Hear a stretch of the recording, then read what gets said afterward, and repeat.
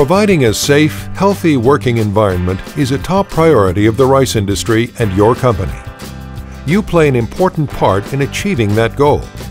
Every day when you come to work at a rice handling or processing facility, whether large or small, and you gear up for work, it is important to begin focusing on your personal safety. This video will review one critical safety task we perform periodically in the rice handling and processing industry: entering bins, tanks, silos, dryers, and receiving pits to perform work.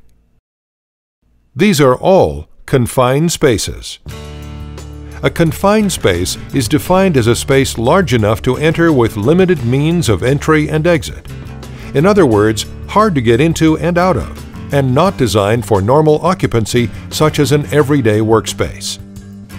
If the confined space has potential atmospheric, physical, or other recognized serious hazards, it is considered a permit-required confined space.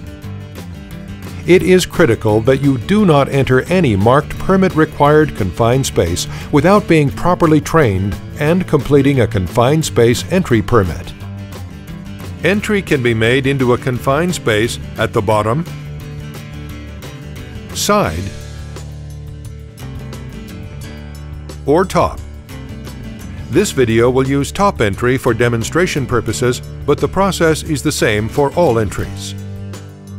This video will review how to fill out a permit, evaluate potential hazards, control these hazards so you'll be able to safely make an entry into a confined space, perform your required tasks, exit the space without incident, and return it to its normal operating state. Your company will provide you with additional hands-on training prior to you performing work activities in a permit-required confined space.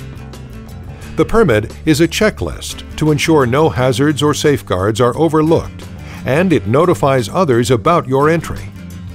Each permit is only good for the shift and day for which it was issued, the employees identified, and the hazards evaluated and controlled. If you are assigned to make an entry into a permit-required confined space, your supervisor will provide you with a permit to be completed. This permit must be filled out completely. No question may be skipped for any reason. A permit is started by entering basic information about when, where, what, and why an entry is needed. You will need to identify who will be involved with the entry. This includes the entrant, or the person actually going inside the confined space, and the observer, who will remain outside the space to monitor the entrant's activities and be prepared to tell the entrant to exit the space if conditions become hazardous. It is also the observer's responsibility to call for help if the entrant is unable to exit the space for any reason. Backup personnel who may provide rescue services in the event of an emergency must be identified and notified of the entry.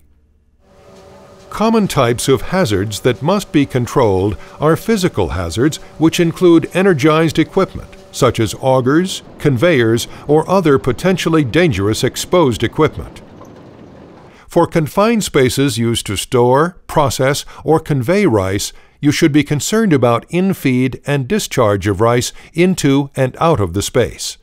If you are inside a bin and someone turns on a switch to remove some rice or add rice to the bin, you could be drawn under or be covered by the rice and suffocate within seconds. The best method to control these physical hazards is to lock, tag, and try all in-feed conveyors and spouts and all discharge equipment such as augers.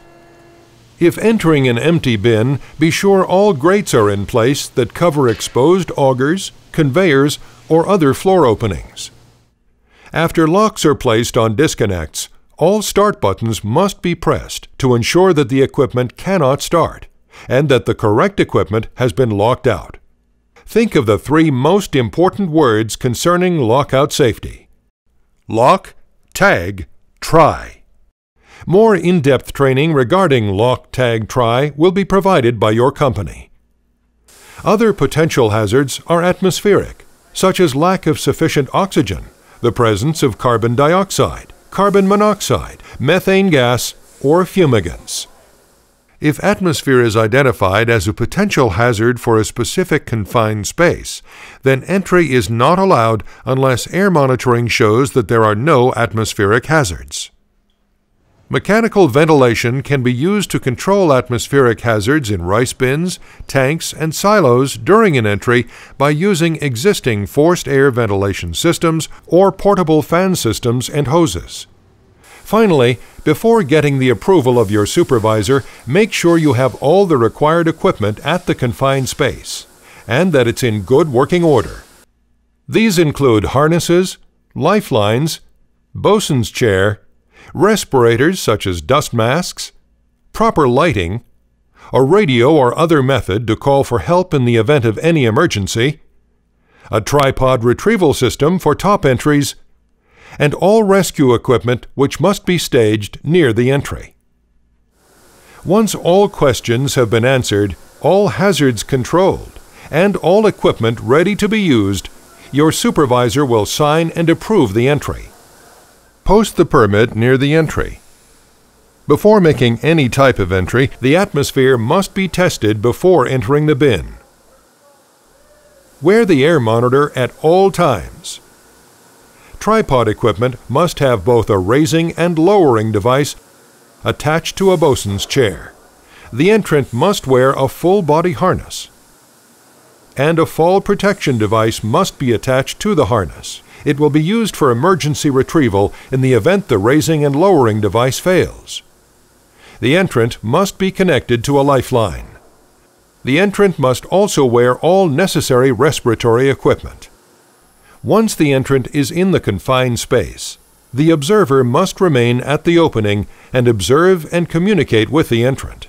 If conditions become unsafe, or the observer must leave the space, the entrant must exit the space when requested by the observer.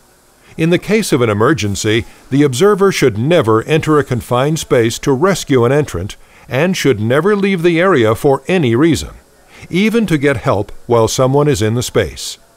A radio, cell phone, or other device must be used.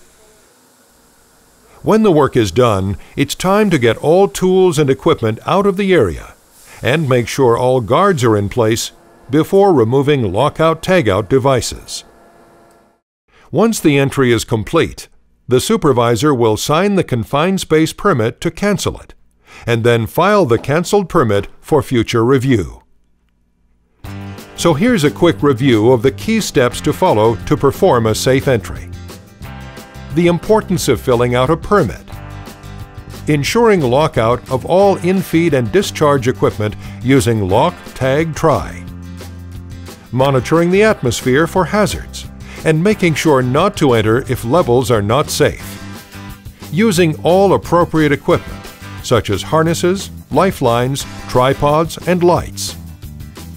Getting supervisory permit approval before entry.